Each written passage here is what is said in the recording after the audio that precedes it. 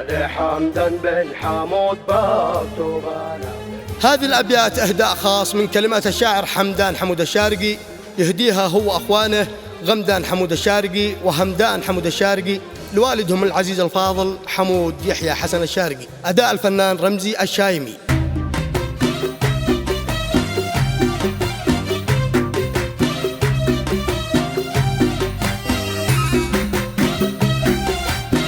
قال حمدا بن حمود بكتبنا في القوافي من حروف القصيد، واشتهي الهاجس يصحصح ويصغي كل ما بمليه في مدحبي.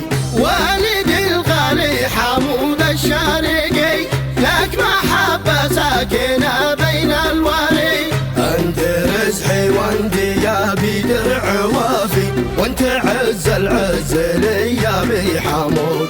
لو وصفتك بالذهب تطلع افضل، جودتك الماس خالص فريد، شهم نجمي شارقي فيك نفخر كلنا اولادك وهذا اكيد. قلت يا غمدان ببعث بالقصيد في بعطر الكاذية والطيب طيب، للأب اللي كلنا فعلا نريد نحمل الدايم على روس الجبين.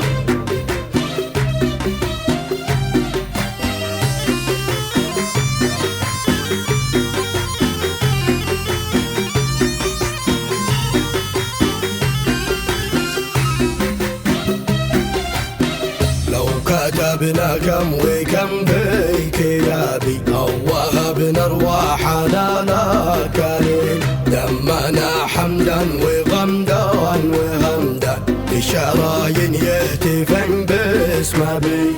والدي هو نبضنا في كل حين، والأب اللي كلنا له سامعين، نسألك يا رب بالطاعة زي من رضا ابونا ويوفقنا الجميع.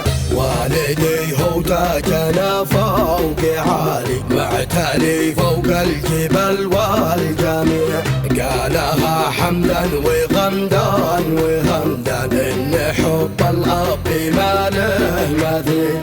واختم ابياتي ويا رب تستجيب، احفظ ابونا وعيده كل عيد، عد ما صلوا على المختار واجب، ألف صلوا عن أبي ذاك الحبيب.